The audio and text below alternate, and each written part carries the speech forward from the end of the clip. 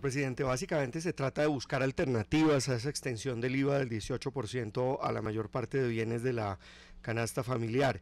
En particular se han mencionado tres alternativas. Una, imponer un impuesto al consumo a los bienes que hoy en día de esa canasta familiar no lo pagan. Segundo, poner una tarifa intermedia del IVA del 10 o del 12% los bienes que hoy no pagan el IVA. Y tercero, anoche se hablaba de subir el 4 por mil, el gravamen a los movimientos financieros. ¿Le suena alguna de las tres o hay alguna que no le suena definitivamente? Profe, déjeme yo enumero las virtudes que tiene la ley de financiamiento y los objetivos que se persiguen acá. Primero, yo siempre dije, durante toda la campaña, que si queremos vencer la informalidad se necesita que en Colombia las micro, pequeñas, medianas y grandes empresas tengan esa capacidad de generación.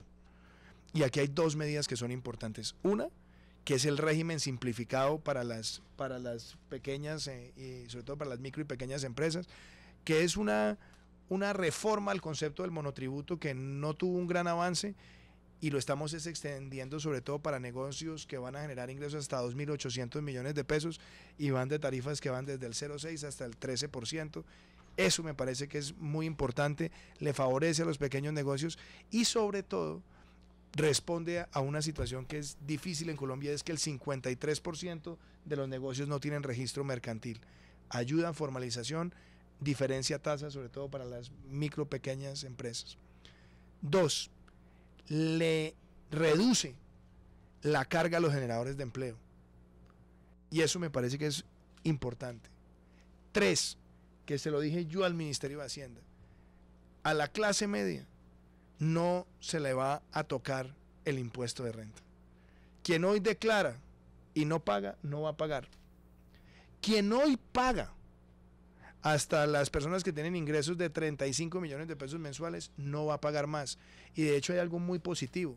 Nosotros ampliamos de 25 a 35% la renta no gravada en ese sector de la población, que es una forma de hacerlo más transparente, porque antes ¿qué pasaba? Algunos tenían el 25 o algunos podían llegar hasta el 40 con una gabelita u otra. Aquí lo estamos haciendo mucho más transparente. Y ahora en la discusión de fondo que usted plantea del IVA, yo le voy a decir las cosas que a mí no me gustan del IVA que tenemos hoy.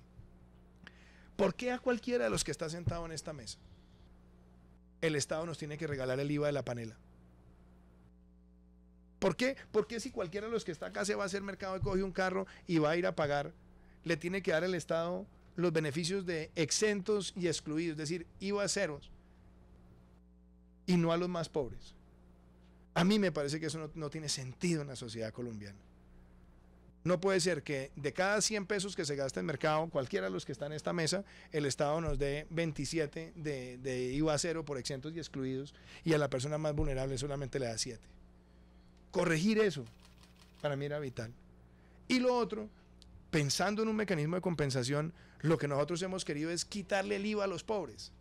Porque al compensar el 100% del IVA, cuando hoy, antes de que haya ninguna reforma, por lo que viene de atrás, el 53% de la canasta familiar tiene un IVA del 19%. Nosotros lo que queremos es devolverle ese 100% del IVA a los más pobres a través del sistema de compensación. 4 millones de familias, 16 millones de colombianos se beneficiarían de esa medida. Pero yo he escuchado con humildad, y mucha gente dice, no queremos que se toquen esto. Bueno, entonces busquemos opciones. ¿Cuál de esas entonces tres le sirve? en esas opciones de las que usted dice, yo no quiero entrar aquí a despotricar contra ninguna porque he visto espíritu constructivo en quienes las han propuesto. Yo lo que le he pedido al Ministerio de Hacienda es, a ver, tratemos de buscar contener esa regresividad, es decir, que los que no nos merecemos que el Estado nos regale ese IVA, miremos a ver cómo enfrentamos ese fenómeno. Y de otro lado, también busquemos unos mecanismos para proteger esos productos que son de la canasta básica de las familias, que he visto el clamor que hay sobre eso. Es decir, excluir productos básicos. Estamos hablando comida. Buscar opciones. Unos elementos puntuales. Esas pueden ser opciones. El arroz, la y papa. los otros también es buscar otras fuentes de ingresos. Mire, por ejemplo, cosas que hemos hecho. A las personas que ganan más de 35 millones de pesos mensuales, les hemos puesto a tributar un poquito más. Los que ganan más de 50 millones de pesos, un poquito más. Nosotros inclusive se había planteado que las pensiones altas también pagaran. Y yo creo que hay que llevar a que las pensiones altas en efecto paguen. en un país donde tenemos, no sé, un poco menos de 3 millones de pensiones, realmente más del 80%, 85% se concentra en pensiones de menos de 3 salarios mínimos. Obviamente yo creo que las pensiones altas, pensiones que estén por encima de 7, 8, 9, 10 millones de pesos, podamos ponerles un poco de tributación. No una tributación que las desnaturalicen, no, pero sí que se pague un poco sobre eso. A partir de esas pensiones altas tenemos también más equidad. Creo que el tema de dividendos también permite unos márgenes de transparencia y eficacia. 4 por 1000, presidente. Yo no estoy de acuerdo con subir el 4 por 1000. Y reconozco las propuestas, por eso es que no quiero entrar a despotricar, porque sé que hay personas que han planteado esto con espíritu constructivo, y entonces aquí no se trata que el presidente desdeña, pero sí creo que aumentar el 4 por 1000 no es una buena opción. Creo que hay que buscar mejores herramientas. La tarifa del 10 y no del 18, es decir, no subir de 1 al 18. Yo he escuchado esas propuestas, creo que es una propuesta sensata para la discusión con los ponentes. Entonces, inclusive veía en estos días en Europa lo que se ha hecho es que se ha unificado la tarifa del IVA, y para ciertos productos que son muy básicos, más reducidos, tienen una tarifa menor o inclusive tarifa cero. En Europa todos tienen tarifa menor, casi no hay países con tarifa cero. De hecho, Colombia es de los pocos países de la región que sigue teniendo tarifa cero en muchos de estos productos. Entonces, ver esquemas diferenciados también es posible. A mí lo que me parecería importante, Yolanda, es, sea cual sea el esfuerzo que se haga, también pueden mostrar el esfuerzo y el impacto de los mecanismos de devolución. Porque hay muchas personas que dicen, es que yo no creo que eso pueda pasar. No, hoy tenemos la herramienta para hacerlo. Y la propuesta original nuestra no era gravar con IVA a los más pobres, al contrario, era quitarles el IVA. Si hoy pagan 19% sobre el 53% y nosotros podíamos compensar el 100% del IVA, eso se hace con un giro anticipado a través de los programas sociales que tiene el Estado, y era una forma también de darle ese ingreso que además está un poco por encima de lo que estaría consumiendo, y eso también tiene un impacto en términos de equidad y en reducción de la desigualdad medida por los coeficientes internacionales. Ahí la preocupación, presidente, es para los que se ganan por encima de 800.000 pesos, claro, que siguen siendo pobres. Entre 800.000 y 2 millones siguen siendo pobres. No son los más pobres, pero siguen siendo pobres. Y justamente porque hemos escuchado esas preocupaciones es que le he pedido al Ministerio de Hacienda, busquemos las opciones. Y yo personalmente estoy metido en hacerle seguimiento a esto para buscar la mejor alternativa. No obstante, a mí también me parece importante hacer una reflexión, y es, esos sectores que de pronto dicen, es que yo no me beneficio de la devolución, ¿qué recibo a cambio? Entonces, ¿qué se recibe a cambio hoy en Colombia? Hoy nosotros tenemos, por ejemplo, un subsidio de energía en el país para estratos 1, 2 y 3, que cubre 11.3 millones de hogares. Y en promedio, Yolanda, ese hogar recibe por el subsidio de energía 15.000 pesos. En promedio, un poquito más, un poquito menos, dependiendo. Pero es más o menos eso, 15.000 pesos. 5.7 millones de hogares reciben subsidio de gas, que puede ser más o menos 8.000 pesos. Sí, pero nada de eso les va a compensar el IVA que van a pagar, porque eso ya lo están recibiendo. Pero simplemente son 1.200 pesos diarios, 35.000 pesos mensuales, que igual lo están recibiendo, pero no estaba financiado, Yolanda.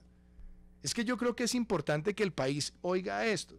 ¿Usted cree que yo me levanto y digo, ay, qué rico, vamos a ver hoy cómo vamos a buscar más fuentes tributarias de ingreso en el país? No, que se requiere bien, presidente. Tal vez el debate está en de dónde sale. Claro, permítame, pero entonces permítame poner esta discusión. Cuando nosotros llegamos y encontramos un presupuesto desfinanciado en 14 billones de pesos, y esto se discutió frente al Congreso, el Congreso mismo se dio cuenta del problema tan grande de tener desfinanciados los subsidios de energía.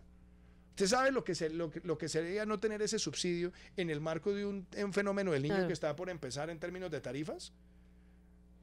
Entonces, esa es una discusión que es importante también saber, porque yo, por ejemplo, escucho a muchas personas que dicen, pero entonces, ¿por qué no le aumenta la renta a la clase media? Le digo, no, señor, porque en este momento, cuando la economía apenas está despegando, a mí me parece que ponerle un ancla al impuesto de renta lo que hace es disuadir el consumo estratégico y el ahorro estratégico de las familias de clase media emergente. En cambio, si se democratiza por la vía del IVA, pero se ven las compensaciones, es mucho más fácil.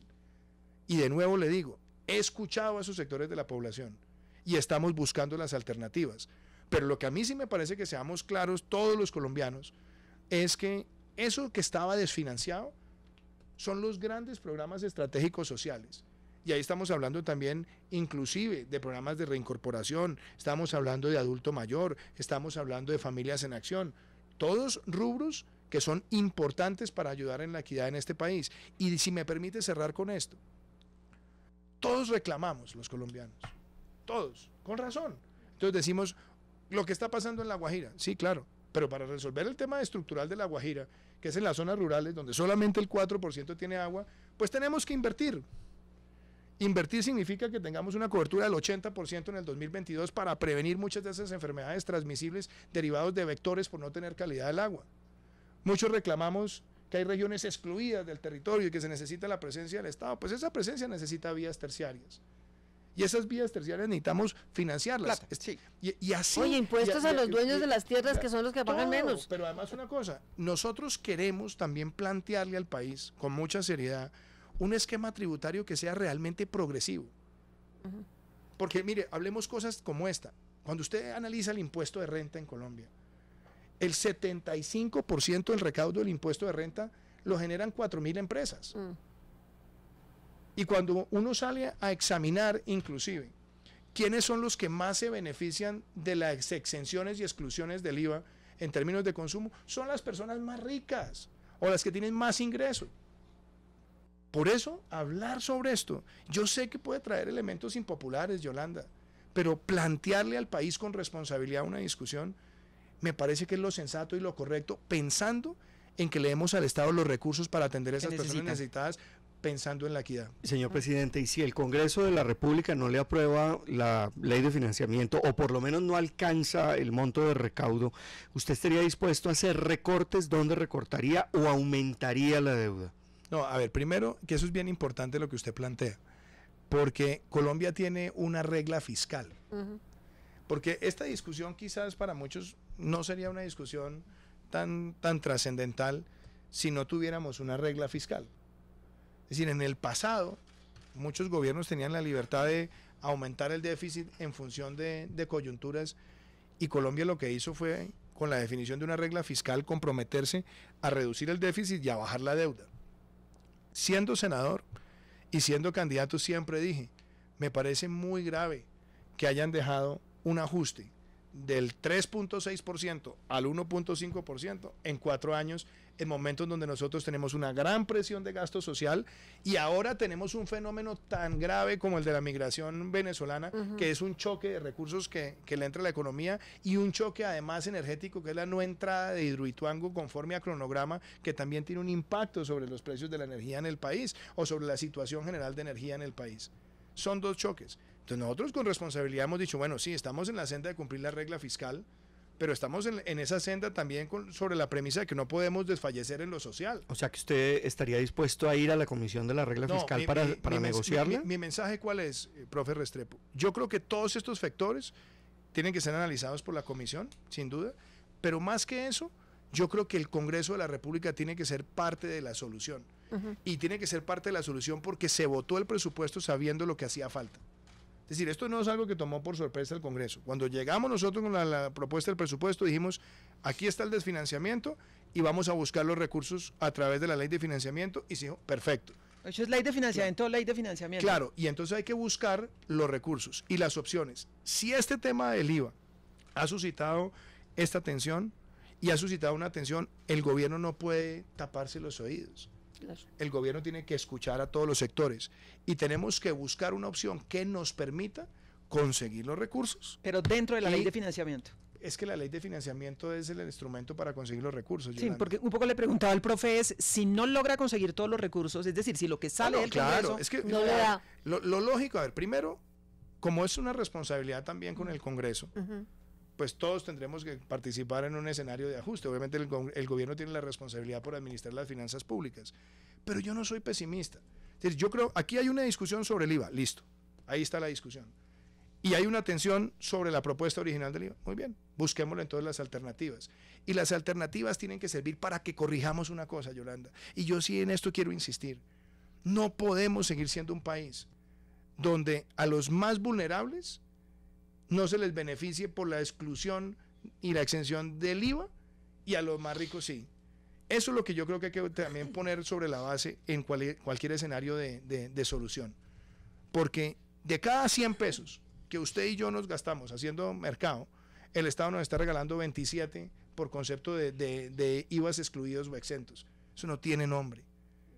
Es más, ahí lo que se necesita es darle más equidad a los más vulnerables. Y yo veo que hay propuestas interesantes. Yo ya le dije al Ministerio de Hacienda, vamos a buscar esos recursos. Vamos a hacerlo, primero, incentivando el crecimiento y la inversión económica y la generación de empleo. Vamos a hacerlo sin afectar con el impuesto de renta a la clase media, inclusive ampliando el monto exento en materia de renta para que haya mucho más transparencia. Vamos a hacerlo fortaleciendo los mecanismos de fiscalización de la DIAN. Vamos a hacerlo también con la factura electrónica. Y en cuanto a la discusión de IVA, vamos a buscar una opción que nos permita a todos los colombianos tener coherencia y consistencia y acabar con esa regresividad que premia a los ricos versus los pobres.